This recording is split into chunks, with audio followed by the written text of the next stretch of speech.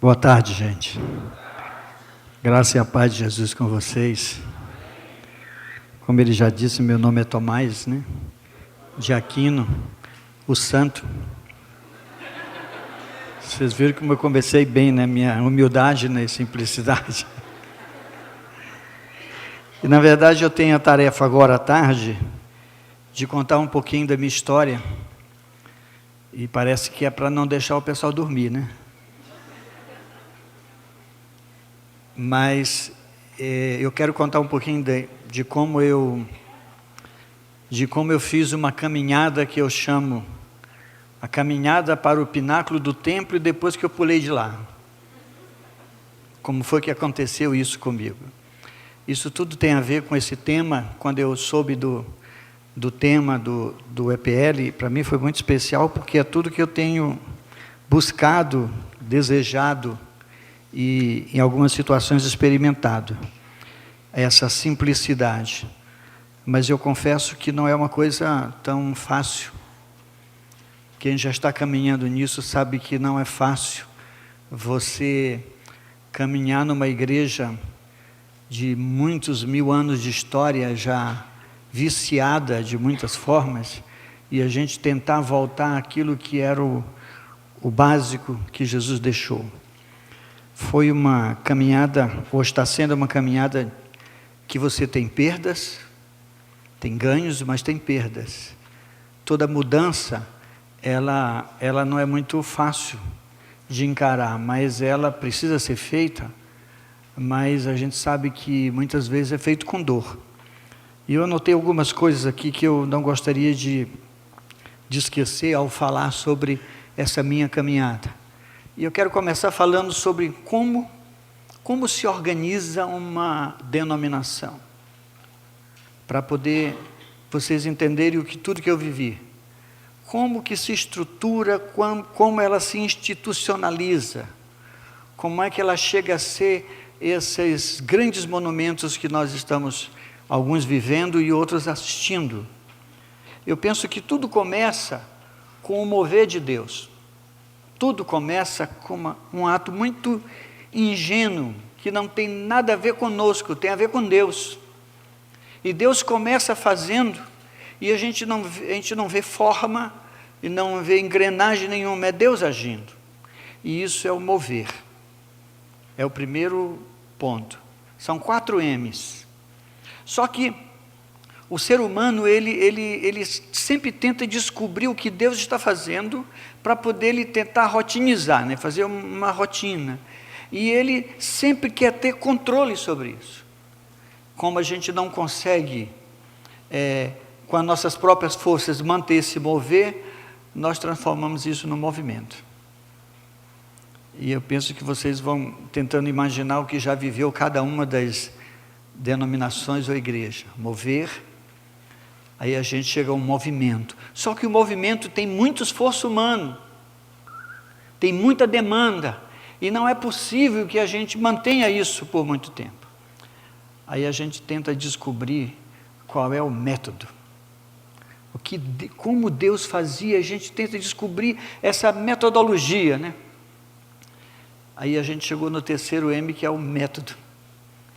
E depois que a gente descobre o método, o passo seguinte é o monumento. São as estruturas institucionais que nós vemos, que na verdade é um esforço de representar o mover inicial, mas que não tem quase nada disso, simplesmente uma estrutura rígida e quase impossível de se mover. Foi exatamente isso que eu vivi durante alguns anos. Eu sou pastor há 23 anos, eu não sou teólogo, portanto me desculpe os teólogos, eu não estudei teologia e não tenho inveja de quem estudou. Eu sou engenheiro civil. Trabalhei 20 anos como engenheiro civil. E um dia, Deus não me chamou, Ele me empurrou da engenharia para fora e me fez ser um pastor. Tanto que eu boto lá no Facebook, né? Para ser bem simples, né? O engenheiro que virou pastor. E essa é a minha experiência. Eu, em 88, comecei trabalhando com os outros jovens, 5 jovens, e a gente começou a fazer o que eu aprendi. Eu aprendi a evangelizar com 4 leis espirituais. Alguém mexeu com isso aqui? 4 leis espirituais? Ótimo, né? Íamos para a praça e evangelizávamos.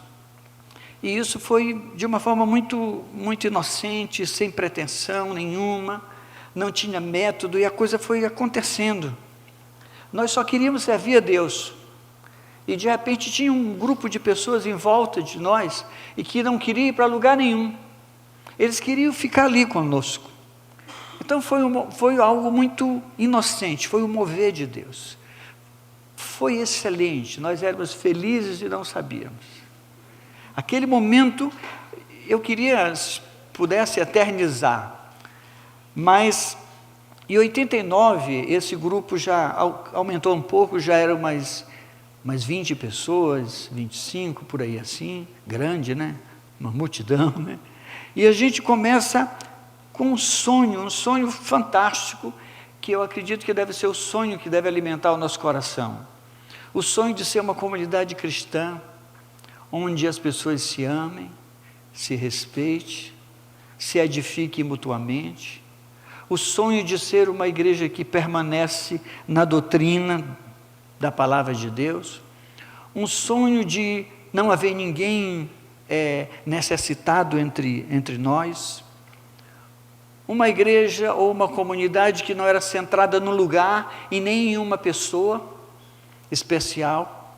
Todos éramos irmãos, todos éramos iguais, vivíamos assim de uma forma tão espontânea. Só para você entender, o nosso culto era uma maluquice. A gente começava a reunião cantando e adorava a Deus, depois parava e dizia, vamos ter comunhão. Todo mundo parava, saía, batia papo no meio do culto, fazia grupo, saía para a rua e ficava conversando. E depois, vamos lá de novo, galera, volta de novo e começa tudo de novo. Era assim, um bando de menino querendo servir a Deus. Era só isso que nós queríamos. Um lugar onde não tinha uma hierarquia. Eu era apenas um entre os irmãos, mais nada. E um que não sabia nada, que tinha que aprender para ensinar os outros que sabiam menos. Você pode imaginar, né? Eu tinha que correr atrás de aprender tudo para poder ensinar aqueles que não sabiam absolutamente nada. A gente era jovem, afoito, queria subverter a ordem das coisas. Era tudo muito espontâneo, íamos de casa em casa, eram várias casas e todos os dias a gente tinha reunião nas casas, de uma forma espontânea, não era assim, organizada, acontecia, íamos. Fazíamos reuniões na praia, fazíamos tudo muito, muito simples e com o coração muito, muito em Deus e querendo agradá-lo. Só que o problema nosso é que a gente não se contenta com o que Deus está fazendo. A gente não se contenta com o mover de Deus. Isso é histórico. A gente quer, com medo disso arrefecer, diminuir, a gente tenta contê-lo. A gente tenta fazer alguma coisa para ele não desaparecer, mas em fazendo esse esforço ele desaparece. Porque é algo que Deus está fazendo. Eu sempre digo que quando a gente tenta descobrir o que Deus está fazendo, ele some, ele vai embora. Quando a gente descobre o método dele, ele já foi embora. Porque ele quer simplesmente ter o controle, mas nós não nos satisfazemos com isso. Nós queremos controlar. Nós queremos conter aquilo e fazer com que esse ministério seja rotinizado. Nós queremos controle, produtividade. E foi isso que nós começamos a sentir. Isso começou a mexer conosco, até porque, na época, as igrejas, elas nos contestavam muito. Eu sou originado de uma igreja batista tradicional, né, da Convenção Brasileira, a quem eu devo muito, aprendi muita coisa lá. Mas eles diziam assim, Tomás, vocês não vão chegar a lugar nenhum, rapaz. Vocês precisam se organizar. E eu não entendi esse conceito de organização de igreja. Parece que tem que fazer uma sessão, tem que juntar não sei quantas pessoas e dizer está organizado, quando a Bíblia diz quando tem 2 ou 3 pessoas reunidas, Jesus está presente, é a igreja. Mas disseram, não, a igreja tem que se organizar, vocês têm que se estruturar, afinal de contas também vocês precisam de um pastor, você é engenheiro. Ele estava se referindo a um pastor com curso de teologia no seminário, né? Eu até uma vez, eu estava num jantar, e a gente era uma igrejinha pequena, e um irmão chegou assim, muito bem intencionado, chegou para mim e disse assim, ô Tomás, onde você estudou? Aí eu falei, na Escola de Engenharia do Maranhão. Aí ele, não, eu sabia que ele queria, saber qual era o seminário. Aí ele disse, qual o seminário que você estudou? Eu falei, no de Paulo, no de Pedro, no de Timóteo. Sem querer me comparar com eles, é claro, né? Mas eu disse, olha, foi nesse aí, foi nesse. Eu não participei de nenhuma instituição acadêmica, porque eles valorizavam isso, e de vocês não vão chegar a lugar nenhum. Vocês precisam ser uma igreja organizada, vocês precisam ter uma cobertura espiritual. Você já ouviu falar dessa coisa? Jesus Cristo, amarrado, né? Esse negócio de cobertura é coisa de boi, de vaca, né? Não é de gente, né? Mas vocês precisam ter uma cobertura espiritual. E o pior, gente, que a gente vai sendo convencido que as coisas são assim, não é verdade? A gente vai sendo convencido que você precisa mudar. E aí nós conhecemos o movimento das comunidades evangélicas. Lá pelos anos de 80, é quem estava fazendo um trabalho diferente no Brasil. E eu fui conhecer, me envolvi com a comunidade evangélica. Aquilo ali era um sonho. Quando eu entrei no ginásio uma vez, na igreja, na verdade, em Goiânia, né? Começou tudo lá por Goiânia. E eu olhei aquela coisa e falei, gente, é tudo isso que eu quero. Aquela coisa muito informal, inocente, um mover de Deus espetacular. Quem viveu isso sabe a mudança que houve na enologia do Brasil. Uma mudança que hoje é ruim, mas ela começou boa, né? Ela começou muito boa. Então essa mudança, assim, encheu o meu coração, e eu disse, eu quero esse negócio. Então nós nos unimos à comunidade evangélica. Eu quero ir aqui de ponto a ponto, e nos unimos a isso. Só que o tempo passou, gente, e já se foram 23 anos na minha história. Ocorreram mudanças muito significativas na minha vida. O sonho daquela comunidade simples, inocente, desmoronou, acabou. Mesmo mantendo a teoria do sonho dessa comunidade bíblica, eu vi que o sistema me pressionou e prevaleceu. Aconteceu comigo. E aonde eu pensava que não cabia espaço para institucionalização, porque a gente era muito informal, nós fazíamos escola dominical na praia. Vocês já fizeram isso? Eu já fiz. Escola dominical na praia. Todo mundo de calção de banho, era fantástico. E falando de Deus, de uma forma impura, não tinha nenhuma maldade nessa história. Então eu imaginava que não cabia nenhuma rigidez, não cabia. Eu já tinha me libertado da suposta rigidez, que eu imaginava ser grande, e eu imaginava que não cabia mais nada. Mas o sistema é muito pesado. Ele está pressionando a gente todo dia. Eu sei que quando vocês ouvem essas palavras aqui, o Armando desconstruindo muitas coisas, e algumas pessoas se mexem todas, será possível que eu tenha que viver isso? Isso dói, não é isso, né? E o sistema diz assim, né? Não, esse cara está pirado, não ouve não. O sistema fica falando isso, porque ele exige se manter vivo. Então esse sistema, em mim, ele prevaleceu por um tempo muito grande, muito grande. E eu conheci a força da institucionalização, tanto em mim mesmo, quanto usando contra o outro. Eu usei isso também contra o outro, assim como sofri. Então essa força que me engessou, me mudou, o meu perfil de liderança mudou completamente, influenciado por essa institucionalização. Então a pressão foi muito mais forte do que eu. E ela prevaleceu e eu perdi. E por um tempo, eu fui institucionalizado. E o que mudou com isso? Lembramos que nós já viemos do mover, né? Daquele mover. Eu era apenas, dentro da comunidade, um dentre os irmãos. Eu era Tomás, eu era igual a todo mundo, eu andava do jeito que eu ando assim, normal, como gente comum, e eu não tinha nenhuma roupa especial. Quando nós nos unimos, a própria comunidade evangélica era um movimento muito informal e tinha uma ideia muito legal, muito boa sobre a unidade da igreja, sobre a transformação do Brasil. Só que isso foi demandando muito esforço no meio das pessoas, e aí começaram-se a aspiração política. Vamos tomar o monte da mídia, vamos tomar a política, vamos fazer isso, e começou a crescer no coração de vários líderes da então comunidade evangélica esse desejo de ter a primazia.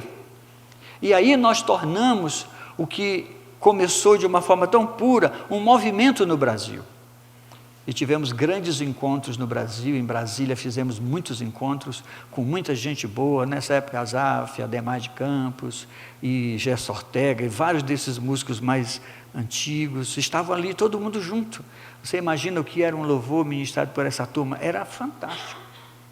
Só que em determinado momento, isso se tornou um movimento muito grande, e aí começou a surgir as aspirações de alguns dos líderes que já não se contentavam com a sua posição, queriam coisas maiores. Então a comunidade divide em vários grupos, e várias denominações são formadas a partir daí. E eu fiquei em um deles, e isso foi transformando a minha vida, porque isso foi exigindo que eu me transformasse em uma outra pessoa, num outro líder, tendo uma outra performance. Eu deixei de ser um engenheiro pastor, porque eu continuava trabalhando, para ser apenas um pastor. Eu deixei tudo e fui trabalhar agora na engenharia da igreja, né? Como pastor, e colocaram em mim, eu digo, a armadura de Saul, e eu não rejeitei, que eu podia ter dito não, mas colocaram em mim, e essa armadura de Saul veio representada simbolicamente pela gravata. Verdade. Disseram: Tomás, você tem que usar uma gravata. Eu falei: mas por que gravata, gente? Porque senão ninguém te respeita. Vocês já ouviram isso? Você tem que ser diferente, Tomás. Você tem que ter um paramento diferente, para que você se projete sobre as pessoas. O seu título de pastor tem que ser respeitado. Você tem que se fazer respeitar no meio das pessoas. Então essa gravata foi... Olha, eu sempre odiei gravata, mas eu entrei no negócio. Gente, era cruel. Todo domingo eu botava aquele negócio assim, odiando. Eu tive que aprender a dar nó de gravatas. Verdade, bota terno, bota gravata, porque senão eu não seria respeitado. Foi isso que me ensinaram. E eu me deixei levar por tudo isso. E essa coisa foi mudando a minha vida, foi me mudando, e eu fui passando a achar que eu era melhor do que os outros mesmo. Afinal de contas, eu era o pastor. Eu era ungido de Deus. E os outros eram ungidos, eu era ungido. Eu era o cara, né? Não, esse é o sentimento, eu estou falando do que eu vivi, era o sentimento que foi impregnando no meu coração. Eles me convenceram de que eu tinha que, para ser ouvido, eu tinha que estar vestido de uma forma especial. E eu fui assim, vivi assim por um tempo, desse jeito. O título foi crescendo dentro de mim, e agora eu não sou mais Tomás, né? E agora eu sou o pastor Tomás. E agora eu sou a cobertura espiritual, eu sou melhor do que vocês. Afinal de contas, eu sou o para-raio da sua vida. Afinal de contas, nada te atinge, porque para atingir você tem que atingir a mim primeiro. Mas como eu sou o santo, então tudo em mim volta, repele para o mundo espiritual. Sim, mas você acredita num negócio desse? Que essa é a ideia, de que um homem é protegido por outro ser humano, que é tão falho quanto ele. Essa ideia de cobertura espiritual, que trouxe um mal muito grande para a igreja do Senhor hoje, que ainda é impregnada na mente do pessoal da nossa igreja. E tem gente que diz assim: pastor, eu estou sem cobertura espiritual. Eu falei: tu está frito. Porque se você está sem cobertura espiritual, meu filho, se Deus não é por ti, você está ferrado. Isso foi uma pessoa que procurou o pastor Arielvaldo e disse assim: pastor, olha, eu acho que Deus está contra mim. Ele disse: sai de perto de mim. Se Deus está contra ti, meu filho, olha, acabou para ti. Entendeu? Essa é a ideia de que as pessoas estão sem cobertura. Na verdade, eles querem uma pessoa para transferir a responsabilidade da sua vida. E se você está mal, ele diz: pastor, você não está orando por mim. Alguém já disse para você: pastor, tem algum problema na minha vida, e o que o senhor está deixando de orar por mim? Disse: minha filha, se você depender disso, você vai ficar ruim mesmo, porque nem sempre eu lembro, quase sempre não lembro. Ou vocês lembram de todo mundo? Não lembra.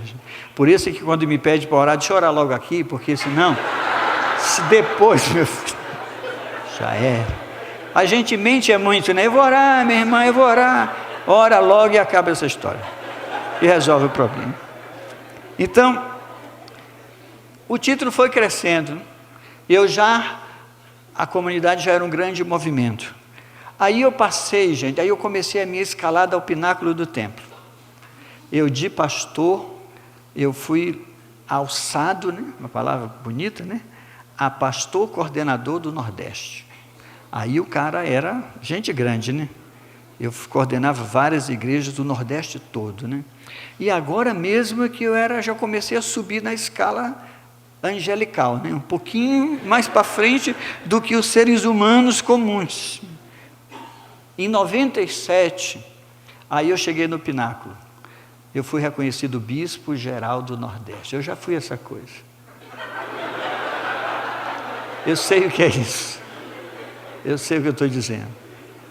Eu fui bispo geral de todo o Nordeste. Gente, eu não andava no chão, eu pisava nas nuvens.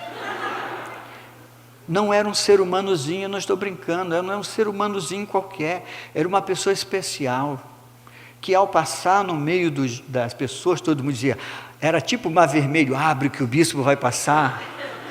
Era mais ou menos isso. Então era tratado assim com honras. Chegava no aeroporto, tinha comitiva para buscar você no aeroporto, melhores hotéis e etc, etc. Eu vivi essa coisa toda, mas isso, de alguma forma, ele nunca satisfez o meu coração do todo, mas eu usei disso, eu experimentei isso. Eu experimentei o que é entrar e sair, e as portas quase que automaticamente se abrirem. Eu não precisava de crachá, né? Crachá? Para que crachá? Eu sou o bispo, entendeu? Afinal de contas, você está pensando que está falando com quem? Então nós éramos instruídos de alguma forma a usar bem esse título, a usar bem essa autoridade. Era um ser quase inquestionável, obedecido, temido, claro, mal falado, né? Porque as pessoas falam mal por trás, mas temem e obedecem. Então funciona desse jeito. Eu vivi essa experiência de ser quase um ser humanozinho diferenciado. Eu deixei de ser um discípulo e virei uma função ambulante, um título andando. Um título. Como uma boa parte hoje dos pastores, eles acham que eles são muita coisa, porque tem essa coisa chamada pastor do lado. Imagina alguém que tinha esse título de bispo. Em 99, nós conhecemos a igreja de Bogotá, lá do César Castelhano, a igreja em célula. E eu estive lá por 2 vezes. E quando eu estive em 99 lá, eu vi o mover de Deus. Eu não vi uma metodologia sendo aplicada. Eu vi o mover de Deus. Eu vi crianças, 14 anos, adolescentes, fazendo reuniões na rua. E nós ficamos ali, nós tínhamos uma crise de identidade, a gente não sabia para onde ia, a gente só queria crescer, queria multiplicar, era o grande alvo da vida, mas era uma igreja ainda pequena. E eu estou falando de uma estrutura grande, denominacional, sem citar nomes, mas nós queríamos essa multiplicação. E nós fomos a Bogotá e olhamos aquela coisa acontecendo, e nós dissemos, vamos levar isso para nós. E como toda verdade que não é sua, ela vira método. Toda verdade que não é sua vira método. Você ouve essas coisas aqui, e eu temo alguns que ouvem e dizem, eu vou fazer igualzinho. Se isso não for a verdade da sua vida, você vai criar um método tão rígido quanto o que já existe. Ou ele se torna verdade para você, ou não faça nada com isso, até que se torne a tua verdade. Amém, gente? Isso é importante, porque a gente ouve. Quantas pessoas fizeram uma igreja de 1 milhão de membros como o Show na Coreia? Ninguém, só ele. Mas quantos copiaram o método de grupo familiares? Eu acho que quase todo mundo no Brasil. Mas ninguém fez o que ele fez, porque a verdade é dele. E para os outros se tornou apenas método. E foi isso que nós trouxemos um método, porque o que nós queríamos era resultados. O que nós queríamos era essa famosa, eu diria famigerada multiplicação, crescimento. Então nós importamos o quê? Um método. Saímos do mover para o movimento e para o método. E o método não te garante resultado, meu. Necessariamente, pode ser e pode não ser, só que o resultado, como é a aspiração da maioria dos pastores, e eu sei exatamente o que é isso, lá no início, pequenininho, sem ter muita gente, e sabe que crente é mau. Você já descobriu, pastor, que crente é mau? Ele vai na outra igreja e volta dizendo, pastor, a igreja de fulano de lá está grande, a coisa lá está funcionando. Acontece com vocês? Comigo aconteceu, foi muito. Pastor, olha, eu fui lá na igreja tal, e eles estão fazendo um tal de corredor de milagre, e o arco da vitória, e o lago no sal, não sei de quê, e a gente passa por aquilo, é muita gente, olha, a multiplicação é muito grande, e eu ficava assim, meu Deus do céu, eu acho que eu estou em pecado, porque não passa de 30, 40, o que está acontecendo comigo? E aquilo vai pressionando a gente, né? Nós somos pressionados pelo resultado. A gente sempre acha que Deus nos mede por quantos membros tem na sua congregação. Se fosse assim, tinha muita gente ferrada e tinha outros que estavam muito bem, né? Mas não é assim não. Deus mede a gente pessoalmente, pessoa a pessoa. Eu não vou responder por nenhum dos crentes que estão lá conosco, nenhum. Eu vou responder só por Tomás. Ele vai medir o meu coração e a minha vida, e não quantos frutos eu dei na vida. E o negócio, ele não consegue entrar na minha mente, não. Eu vou ser medido por quantas pessoas eu ganhei? Não. Eu vou ser medido por uma outra aferição, que depois eu vou falar. É outra aferição na minha vida. Então, o resultado se torna a base de julgamento das pessoas. O resultado se torna como nós vamos fazer as pessoas crescerem dentro da igreja. Quando isso se instala, meu irmão, a igreja toma áreas de empresa, e eu virei um executivo, eu virei um gerente executivo gospel. O título é bonito, né? Céu, né? Em inglês, né? Mas gerente executivo gospel. Eu passei a gerenciar coisas, dinheiro, recursos, projetos, eventos, planilhas, planejamentos. Essas coisas se tornaram muito mais importantes. O que eu vivi na engenharia, porque eu fui gerente de planejamento na empresa onde eu trabalhei, eu passei a fazer na empresa agora, na igreja, uma empresa. Pessoas, eles eram um meio de eu alcançar o meu objetivo. Um meio para eu multiplicar, para eu ter um auditório cheio, para que as pessoas batessem palma e dissessem, ele é o cara. Então as pessoas agora se tornam meio para atingir o meu fim. E eu me tornei executivo. E eu era instruído assim. Nós temos que aprender a administrar recursos. Então tem cursos de planejamento, de cursos sobre utilização de verbas e etc, etc, etc. E aquilo de alguma forma vai machucando o interior, quando a gente vem para a palavra de Deus, e parece que não tem nada a ver com isso. Nesse ponto, é fácil a gente substituir caráter por carisma. E agora as pessoas são escolhidas, não porque elas são íntegras, marido de uma só mulher, e não dado ao vinho, o que mais? Então, essas coisas se tornam sem coisas de pouca importância, e agora a gente diz quem é que sabe falar alto, quem é que sabe dar 2 gritos no microfone, quem é que sabe gritar e expulsar um demônio, quem é que sabe manipular as pessoas emocionalmente, e quem é que sabe juntar gente. Juntou gente, é o cara, é pastor. E agora as pessoas são medidas, ou eram medidas por produtividade. E nós somos tendentes a isso. E uma vez quando isso foi dito, numa das nossas reuniões de cúpula, e eu fazia parte do conselho diretor dessa grande igreja, e dizia assim, não, nossos líderes serão escolhidos pela produtividade. Quanto mais produzirem, mais eles crescem. Aí eu dizia assim, e Timóteo? E o que a Bíblia ensinou sobre o padrão do chamado, do líder?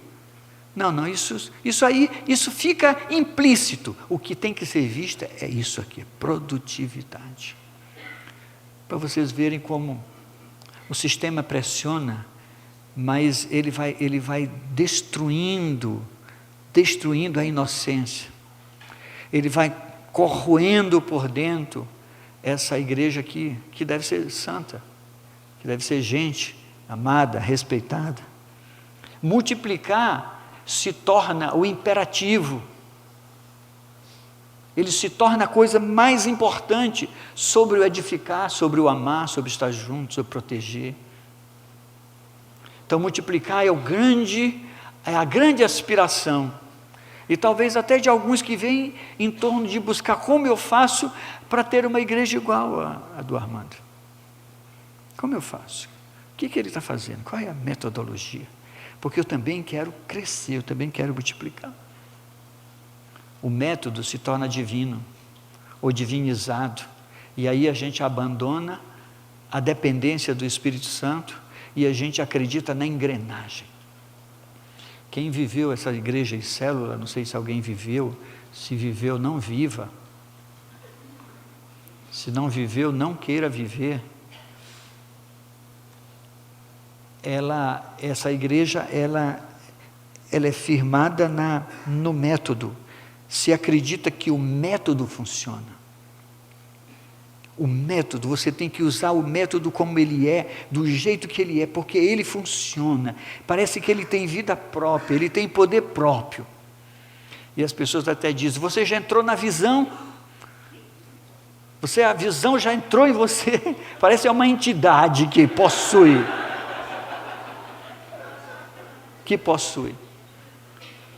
Porque a multiplicação é a coisa mais fundamental para eles. E eu tenho aprendido que isso não é a coisa mais fundamental para a minha própria vida. O resultado disso, meus irmãos, é que a instituição, ela se torna maior do que o organismo. E ela se torna maior do que a pessoa. Alguém disse para mim, Tomás, a instituição é maior do que o homem.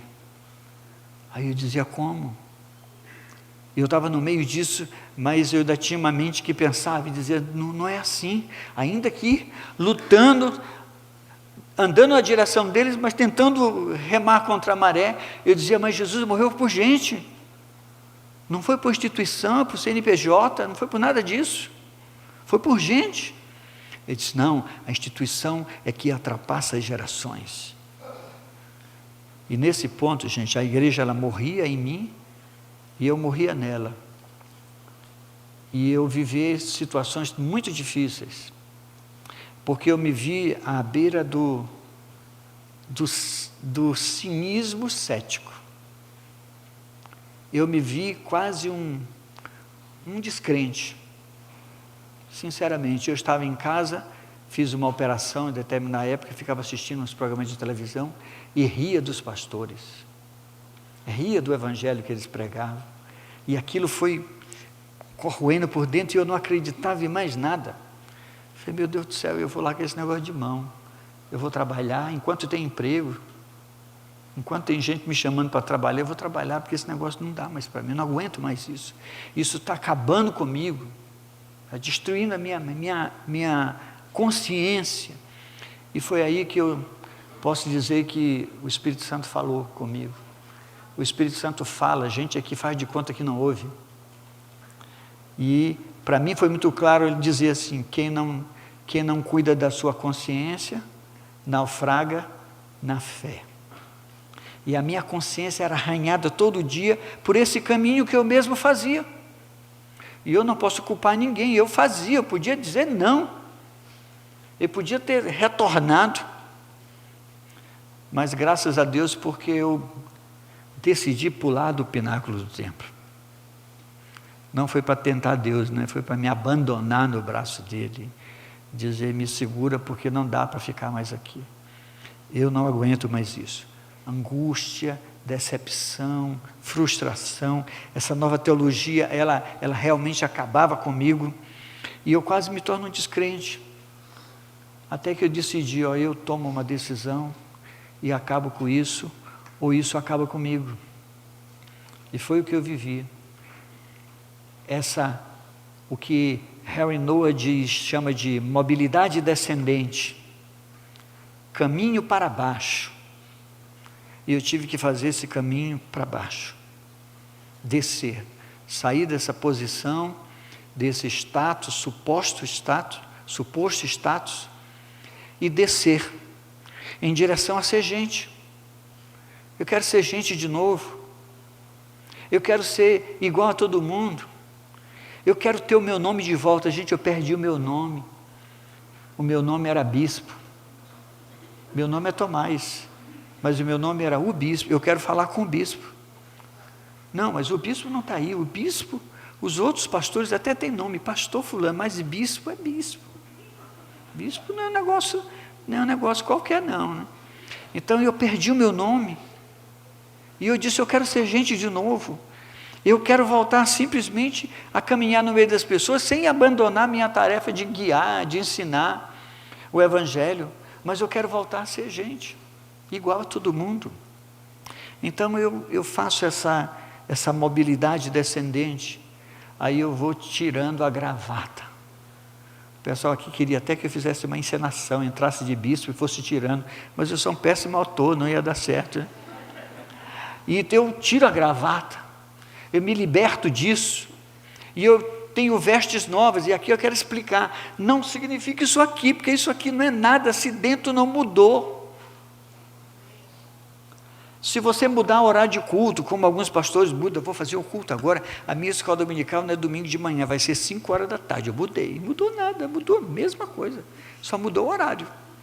Se não mudar por dentro, não mudar a sua mentalidade, não mudar as suas entranhas, não mudou absolutamente nada. Eu podia ter tirado a gravata, tirado o terno e vestido camisa de polo e sapato esporte, e não ter mudado nada, e eu ser o mesmo manipulador e o mesmo bispo de sempre. Mas como eu disse, a verdade tem que ser a sua verdade, e a sua verdade ela transforma você de dentro para fora. Eu podia ainda estar de terno, não tem problema com terno, quem usa terno. O problema não é o terno. O problema é como você se comporta diante das pessoas. O problema não é a gravata, use a sua gravata sem problema. O problema é como você lida com as pessoas, qual é a sua postura de pastor, de líder no meio da igreja. Para mim, eu tirar isso, representou essa libertação, mas sobretudo representou uma mudança interior, uma mudança da minha vida. E agora, o que eu quero, eu tenho um alvo da minha vida, é ser cada dia mais parecido com Jesus. Sucesso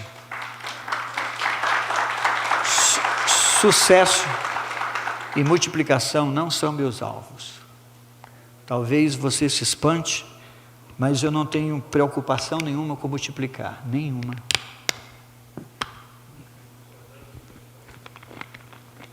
Absolutamente nenhuma. Não é meu alvo multiplicar.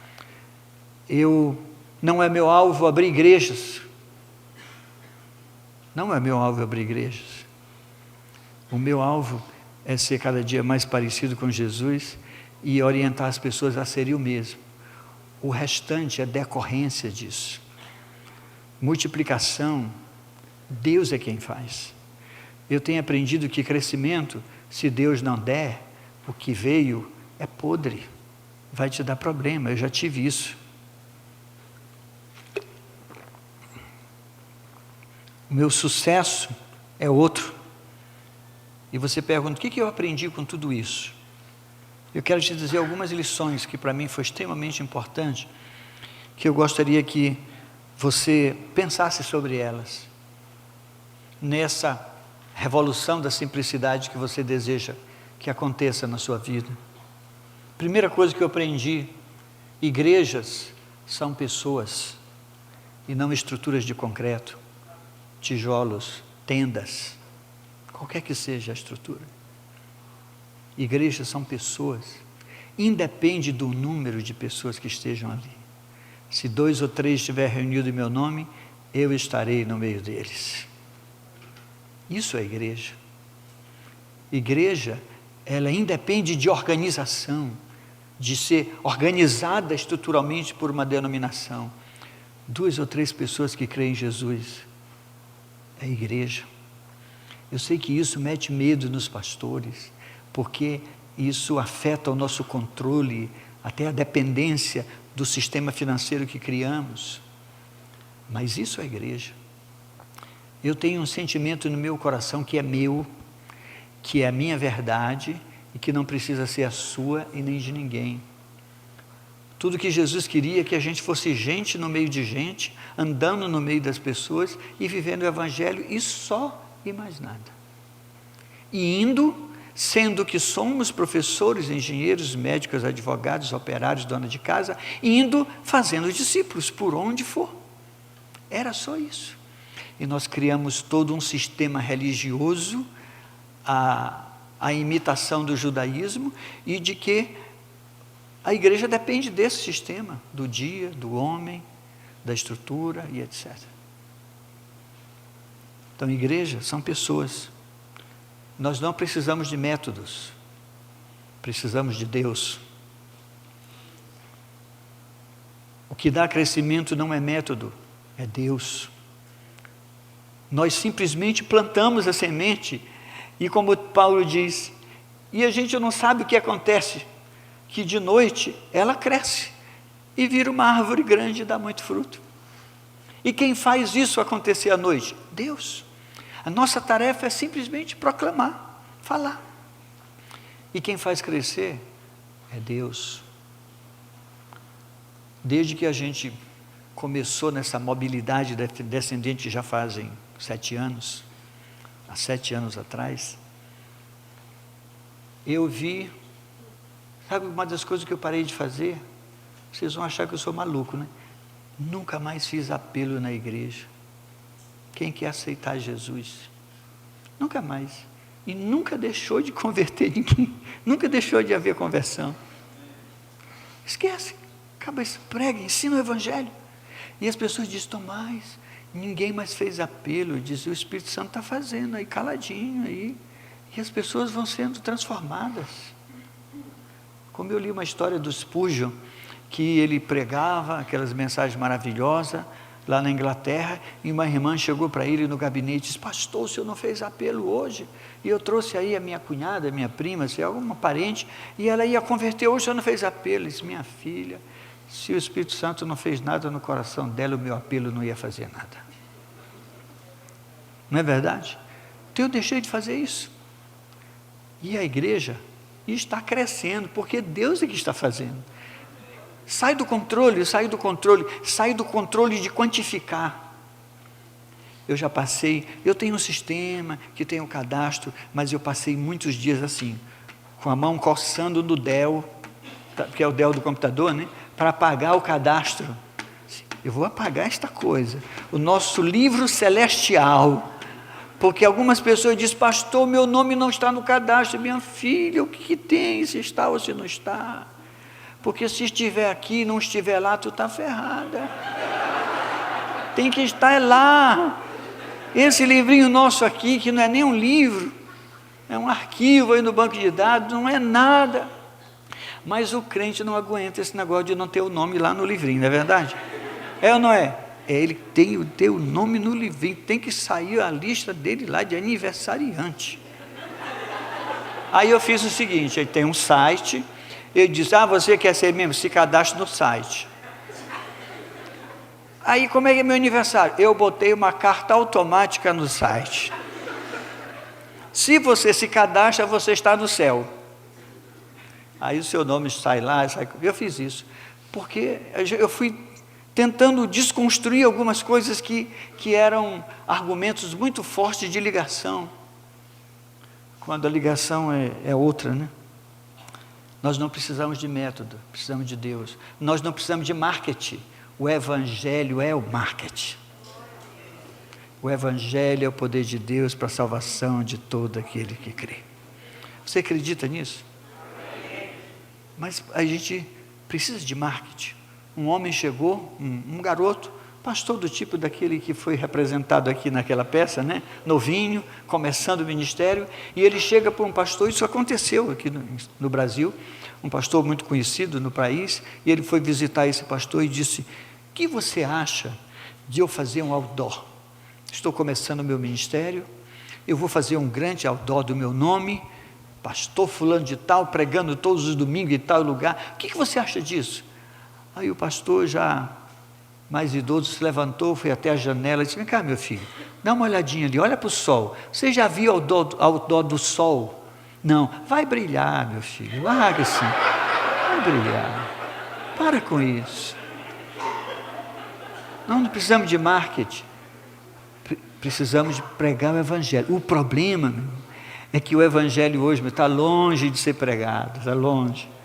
O Evangelho hoje é uma misturada de água, é teologia da prosperidade, que eu não sei porque o nome é teologia, né? Não sei porquê, né? Mas essa coisa chamada teologia da prosperidade que tem destruído a mente das pessoas. Isso não é Evangelho, isso é qualquer coisa menos Evangelho. O ministro, eu aprendi que o ministro é apenas um igual entre os irmãos. Ele só é chamado para ensinar. É só isso. Ele não é diferente. Ele é igual. Igualzinho. Você, pastor, você é um igual a outros irmãos na igreja. Simples. Eu sei que isso dá um frio na barriga, porque a gente vai pensar, e aí, não vão me respeitar mais? A autoridade, eu aprendi, que é resultado da vida e não do título. Se você não tem vida, ninguém te respeita. Você pode ser o bispo, o patriarca, o pai apóstolo, o arcanjo, o querubins, ou os surubins, né? Mas ninguém te respeita.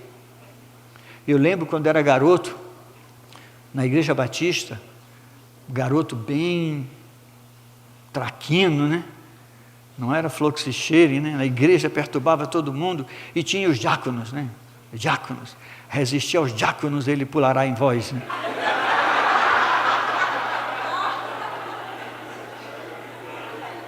E os diáconos chamavam a atenção da gente. Quem ligava para diácono? Estava nem aí para esses diáconos. Mas tinha um senhor negro. O cara era um exemplo de vida. E ele, quando ele olhava, Tomás, sente bem aqui. Meu filho, não tinha quem não sentasse. Não tinha quem não sentasse. Fica aqui. Todo mundo respeitava, porque a vida dele era um exemplo. Ele tinha mais autoridade, ele não era nada. Ele não era nada, ele tinha mais autoridade que o pastor, porque a autoridade não tem a ver com título, a autoridade tem a ver com a vida. Não tenha medo, não tenha medo de um adolescente te chamar, como me chamam, de Tomás, adolescente, ei Tomás. E eu fiquei feliz, porque as pessoas me chamam pelo nome hoje, e eu não tenho problema com isso, e nunca perdi a minha autoridade. Uma das piores coisas que aconteceu, melhores e piores, foi aquele livro do Altimania, Autoridade Espiritual, né? Eu sei que todo mundo em Deus, aí ele tem ele lá na sua estante, mas ele foi muito danoso para a teologia dos nossos dias, porque os pastores passaram a ser um negócio assim, intocável, não se questiona, não se chama atenção. E se o cara está errado? E se ele tem problema? Quem chama a atenção desse rapaz, hein? E aí? E a Bíblia diz que nós devemos chamar a atenção uns dos outros. Não disse se é pastor ou se não é. E como é que fica? E o cara vai para o inferno, e ele vai acabar com a igreja, com a vida dele, com a família dele, porque ninguém tem coragem de dizer assim, pastor, vem cá, esse negócio está errado. Você me desculpe, o senhor é um homem que eu respeito, mas isso está errado. Não vai ser uma bênção você ter alguém na sua igreja que lhe respeite. Sente aqui, pastor, deixa eu lhe dizer uma coisa. Se eu te ajudar nisso. Porque título não te dá autoridade. Título, sabe, faz o quê? Separa você das pessoas. Eu tive um pastor que ele entrava na igreja, ele entrava com a mão assim, era o Papa. Verdade. A gente tinha que beijar a mão do cara,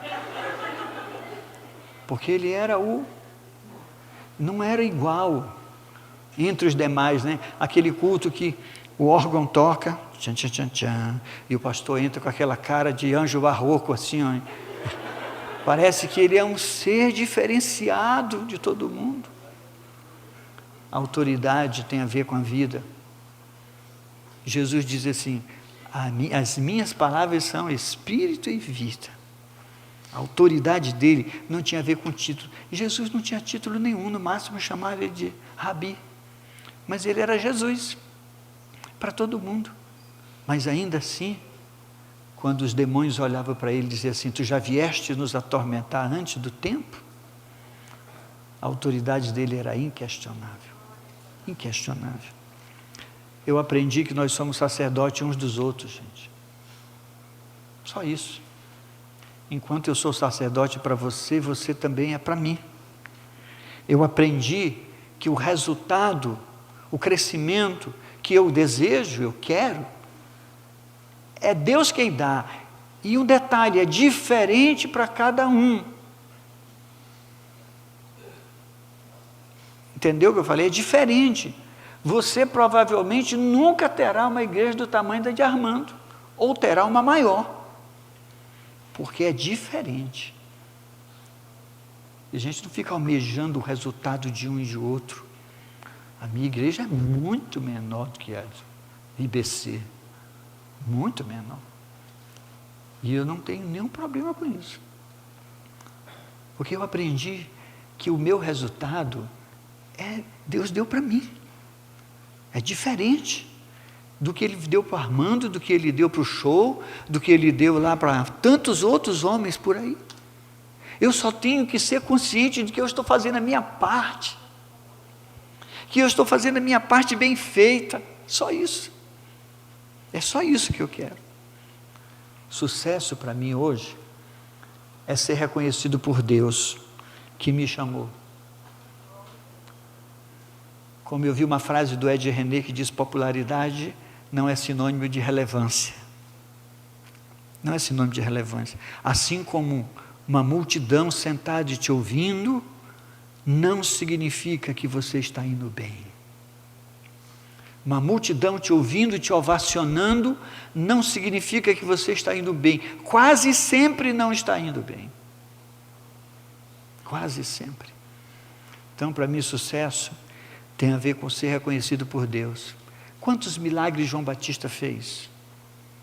Quantos? Alguém sabe quantos? Eu acho que o milagre que ele fez era comer gafanhoto. Isso é um milagre. Só. Se alimentar de gafanhoto já é um milagre. Só e mais nada. Que coisa, né? E o cara no final ainda morre com a cabeça cortada. Mas ele não foi um sucesso.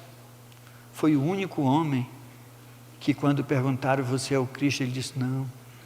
Você é o noivo? Ele disse: não, eu sou amigo do noivo. Eu sou amigo dele. Eu estou aqui só para deixar ele, está aqui a bola para ele fazer o gol.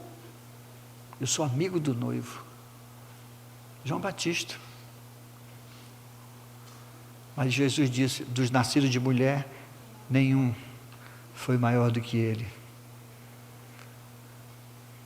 Sucesso é ser reconhecido por Deus. Esse é o sucesso que eu quero.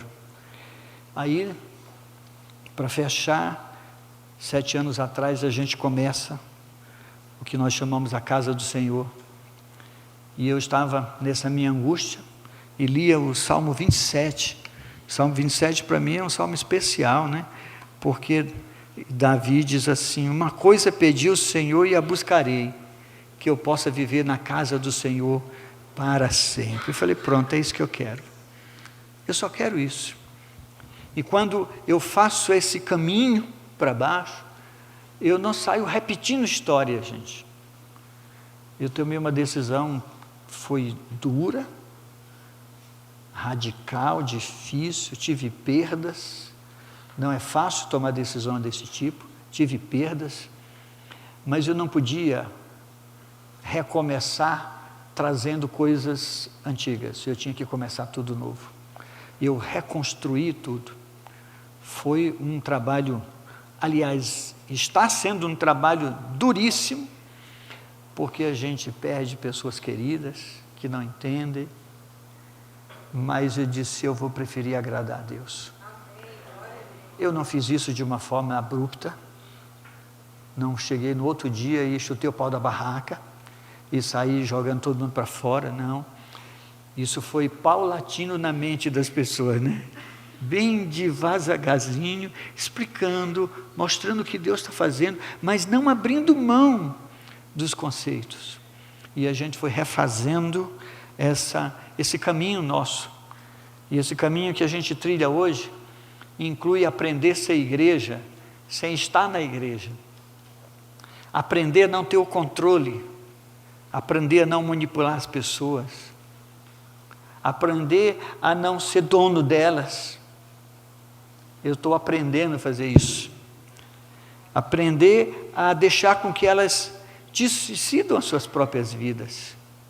Decidam as suas próprias vidas.